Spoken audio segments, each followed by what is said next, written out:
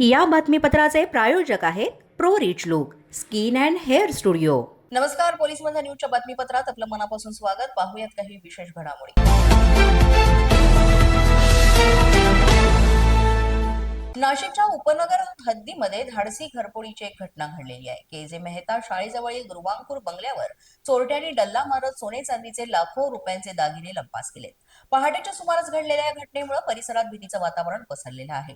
नाशिकच्या उपनगर परिसरामध्ये पहाटे सुमारे 2:30 वाजण्याच्या सुमारास ही घरफोडीची घटना घडली आहे। के.जे. मेहता शाळेजवळील दुर्वांकूर बंगल्याजवळ अज्ञात चोरट्यांनी हा डल्ला मारलाय। चोरट्यांनी बंगल्याच्या खिडकीचे ग्रिल तोडून घरात प्रवेश केला।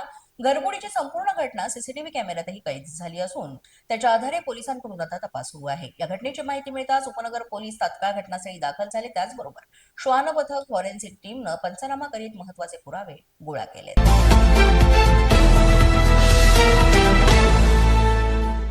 नगर जिल्ह्यातील राहुरी तालुक्यातील एका तरुणीचं अपहरण करून तिच्यावर नाशिकच्या जंगल परिसरात लैंगिक अत्याचार केल्याची धक्कादायक घटना उघडकीस आली आहे।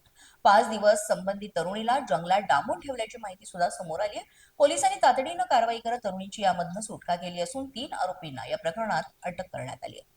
या प्रकरणी पॉक्सो कायद्यान्वये गुन्हा दाखल करण्यात आलाय। राहुरी तालुक्यातील एका गावातील संबंधित तरुणी 13 फेब्रुवारी रोजी सकाळी सुमारे 9 वाजण्याच्या सुमारास कॉलेजला जात असल्याचं सांगून घराबाहेर पडली होती। मात्र ती परत न आल्यानं पालकांनी राहुरी पोलीस ठाण्यात तक्रार नोंदवली। तांत्रिक माहिती आणि गुप्त तपासाच्या आधारे संबंधित मुलगी नाशिक जिल्ह्यात असल्याची माहिती पोलिसांना मिळाली आणि त्यानुसार राहुरी पोलिसांनी नाशिक पोलिसांच्या मदतीनं संयुक्त कारवाई केली आणि 18 फेब्रुवारी रोजी उशिरा नाशिक सुरत रोड लगत रामशेष किल्ला परिसरातील जंगलातून या तरुणीची सुटका करण्यात आलेली आहे।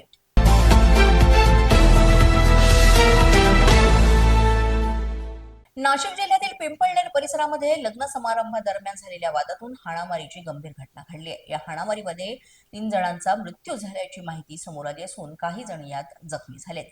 या प्रकरणी संबंधितांवर गुन्हा दाखल करण्याची प्रक्रिया सुरू झाली असून पोलिसांकडून तपास वेगानं करण्यात येतोय। अशा प्रकारे या घटनेमध्ये पिंपळनेर इथे सुरू असलेल्या एका लग्न समारंभाच्या पार्श्वभूमीवर 2 गटांमध्ये हा वाद निर्माण झाला। सोशल मीडियावर टाकलेल्या कथित स्टेटस बाबत गैरसमज आणि तणाव वाढल्याचं सांगितलं जात आहे। लग्न समारंभात चर्चा करण्यासाठी गेलेल्या काही व्यक्तींवर अचानक हल्ला झाल्याचा आरोपही करण्यात येतोय। धारदार शस्त्रानं करण्यात आलेल्या हल्ल्यात सुरेश गिरी गोसावी, देवेंद्र ज्ञानेश्वर पवार यांचा मृत्यू झाल्याची माहिती समोर आली। तसंच काही जण जखमी झाले असून त्यांच्यावर उपचार सुरू आहेत। या घटनेनंतर परिसरात तणावाचं वातावरण निर्माण झालं होतं। पोलिसांनी तातडीनं घटनास्थळी धाव घेत परिस्थिती नियंत्रणात आणली आणि याचा पुढील तपास आता सुरू आहे।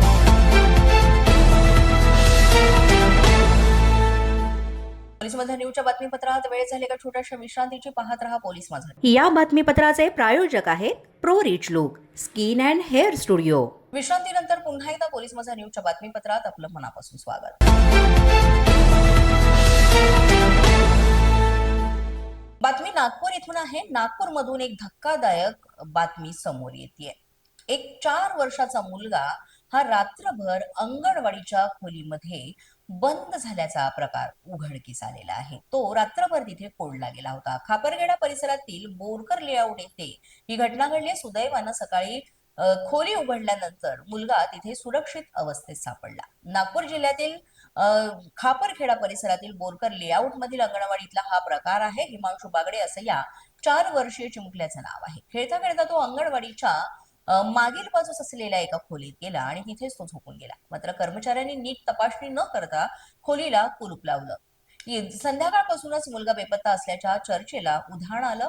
परिस्थिती गंभीर असल्यानं अपहरणाचा गुन्हाही दाखल करण्यात आला आणि शोधाशोधही सुरू झाली। खापरगेडा पोलीस स्टेशन यांनी तातडीनं तपास सुरू करत 7 पथकं तयार केली। सीसीटीव्ही फुटेज तपासण्यात आलं। तसंच तलाव म्हणूया किंवा नाल्यांमध्येही रात्रभर ही शोध मोहीम राबवण्यात आली। मात्र हा मुलगा कुठेच सापडला नव्हता। मात्र सकाळी जेव्हा अंगणवाडीची खोली उघडली तेव्हा हा चिमुकला आत सुरक्षित अवस्थेत बसलेला आढळला। त्यामुळे सगळ्यांनाच हायसं वाटलं।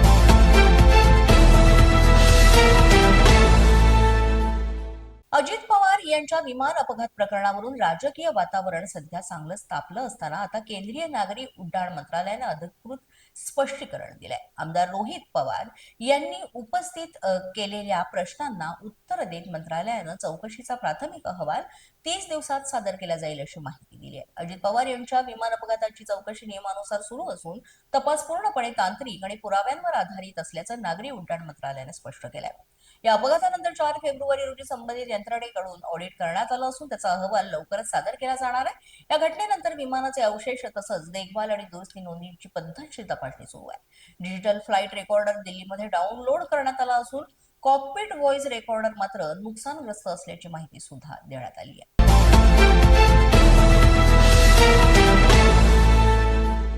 नाशिकमध्ये शेअर मार्केटमध्ये जास्त परताव्याचं आमिष दाखवून तब्बल 2,16,00,000 रुपयांची फसवणूक झाल्याची धक्कादायक घटना उघडकीस आली आहे.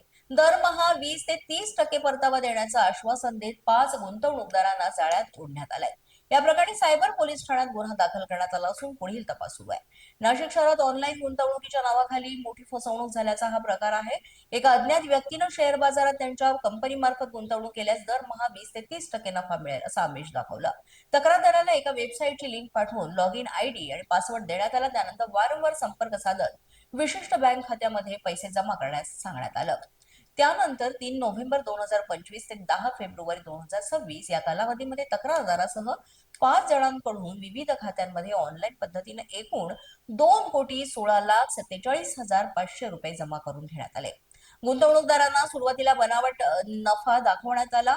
IPO, institutional stocks and share मार्केटमधून मोठा फायदा मिळत असल्याचं दाखवून त्यांचा विश्वास संपादन करण्यात आला. मात्र प्रत्यक्षात कोणताही परतावा देण्यात आला नव्हता आणि अशा पद्धतीनं ही फसवणूक करण्यात आली. याचा पुढील तपास सुरू आहे. न्यूजच्या बातमीपत्रात आज इतकंच. तुम्हाला आमचं बातमीपत्र कसं वाटतंय याबाबत अवश्य अभिप्राय कळवा. यासाठी पोलीस माझा न्यूजचं युट्यूब चॅनल सबस्क्राईब करा. तसंच आमचं फेसबुक, इंस्टाग्राम आणि ट्विटर अकाउंट फॉलो करा. अधिक माहितीसाठी आमच्या www.policemazhanews.com या वेबसाईटला भेट द्या. आमचे अधिकृत प्रतिनिधी व्हायचं असेल तर स्क्रीनवर दिलेल्या क्रमांकांवर आजच संपर्क